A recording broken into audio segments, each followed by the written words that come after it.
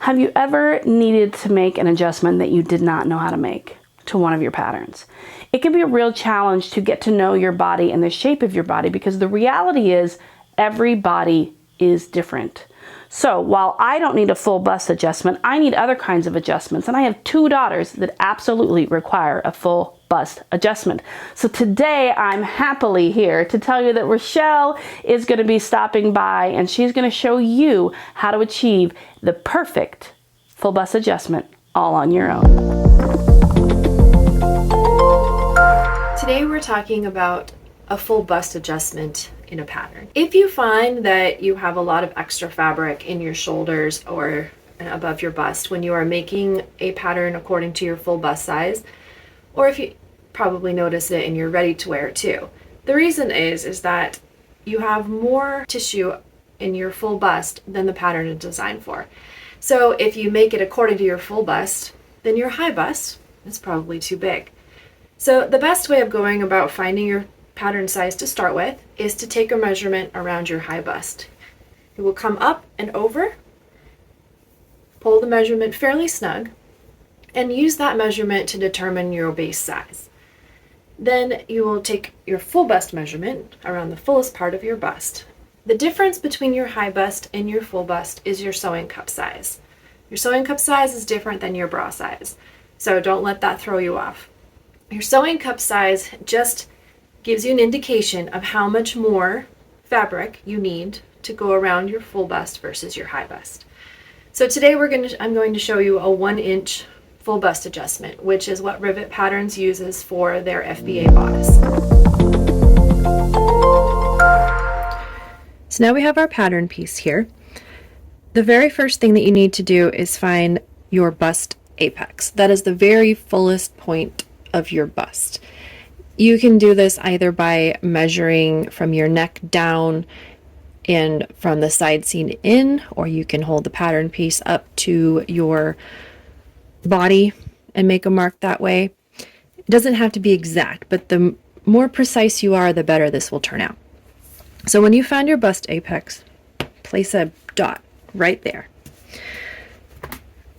Now we're going to draw lines. So make sure that this stays put while we're doing this. Okay, so the first line you're going to draw is a vertical line from the apex to the waistline.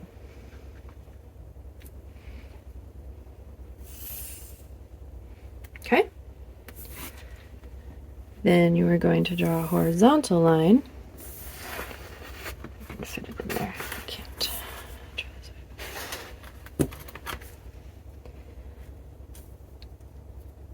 From the bust apex out to the side seam.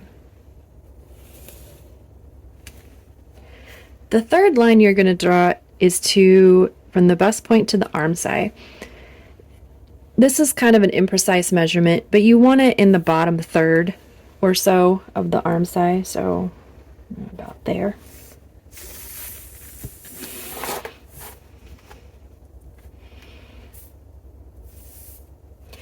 And lastly, a couple inches from the center front, you want to draw a horizontal line there.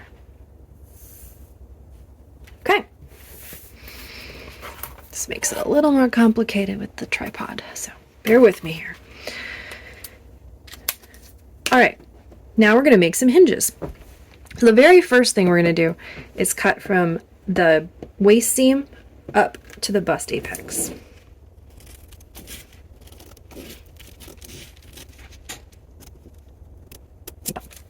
Then you're going to continue on through, out, and you want to cut close, but don't cut through. So you see we have a hinge here.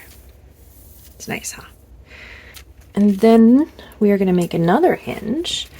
We are going to come in here from the side seam to the bust apex, and again, you don't want to cut all the way through it. Just as close as you can. Okay, see, look at that. Got a lovely moving part here. So this part depends on how much you want to add. The best thing you can possibly do is make a muslin or even a half muslin and try it on and figure out how much space you need. The stretch of your fabric and the pattern's finished measurements will have a huge impact in how much you add. Our FBA does a 1-inch FBA, which adds 2 inches onto the final measurements. You can do half an inch, you can do 2 inches. Obviously, the more that you move it out, it's easier to get distortion. But if you're careful, you can do it. So I'm going to go ahead and do the 1 inch. So that's going to put that right there. So you can see on a traditional pattern, you would be creating a bust dart. But since we are doing a knit pattern with no dart, then we'll be eliminating that in the final steps. The last part that you want to do for this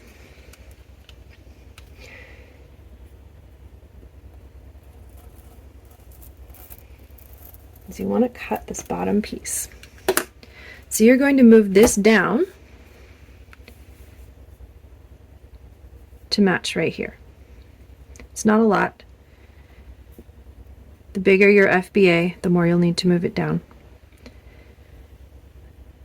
There. So now you can see we have width here, we have what would be a dart here, and we have more room at our center front. So I'm going to go ahead and put paper behind this, and we will start putting it back together so that you have a working pattern. Okay, so I am going to go ahead and tape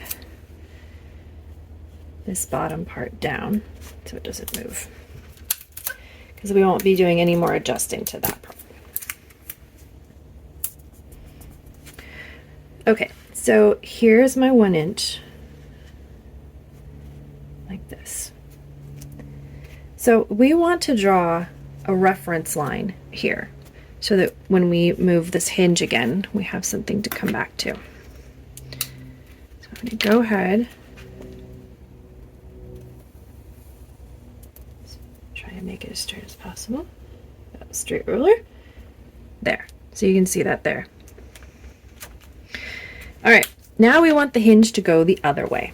So we are going to bring this over here. We're going to tape it back together. You really only need to tape it at one end because we're going to be cutting this side. Okay, so then we're going to cut the apex and we're going to make the hinge on the other side. Cut as close as you can without cutting through. All right, now we're going to bring this guy up and it becomes a slide until it matches back up. See that? Comes up, comes over. So you're altering the arm size shape, but not its length. And you are pivoting this further out. Then go ahead and tape that in place. We don't want that going anywhere.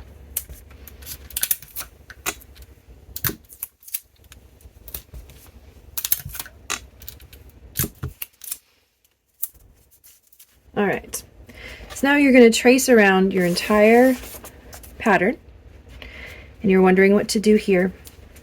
For right now, just make a curved line. We'll use it as a reference with our original pattern once we get this cut out. Okay, can you see that? Should I go over that with a darker?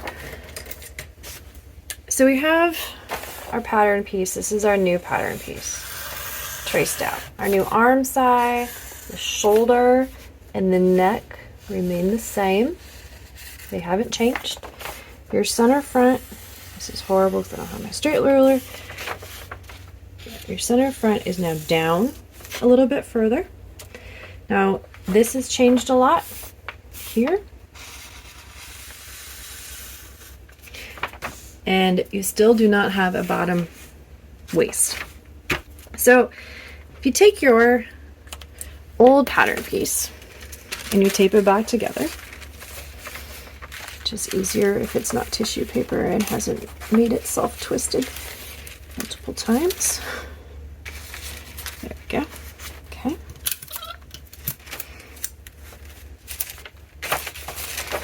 This is why I'm not a fan of tissue paper, but sure makes it easy for adjustments. Okay, so if you compare the two, you can see, first of all, that you brought your bust out by quite a bit. And your arm side here, it's changed shape, but it has not changed length, so the sleeve will be just fine. Now it's also brought your waist out. If you have a waist that is in a bigger size, you might want to leave it. If you do not and you need to bring it in, then this is how you do that. So try and bring this in a little closer for this part here.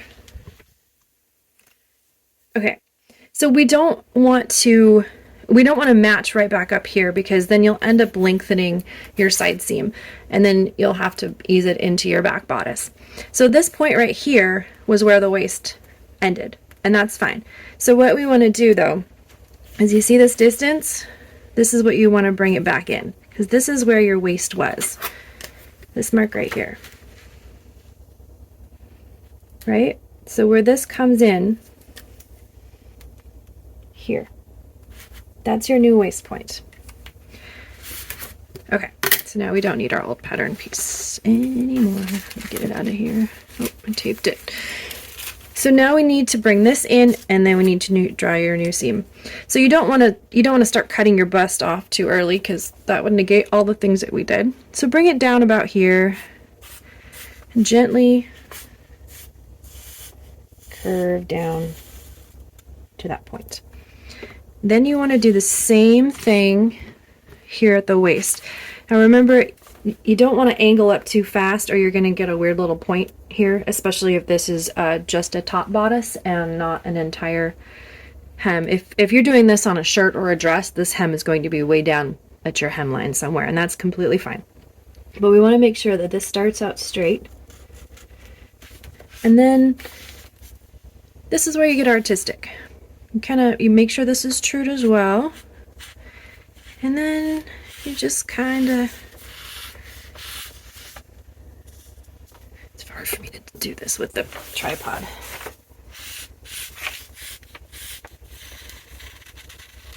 Like that. So you have a nice gentle curve down.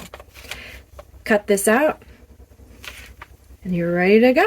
And that is the essentials of how to do a full bust adjustment on a pattern.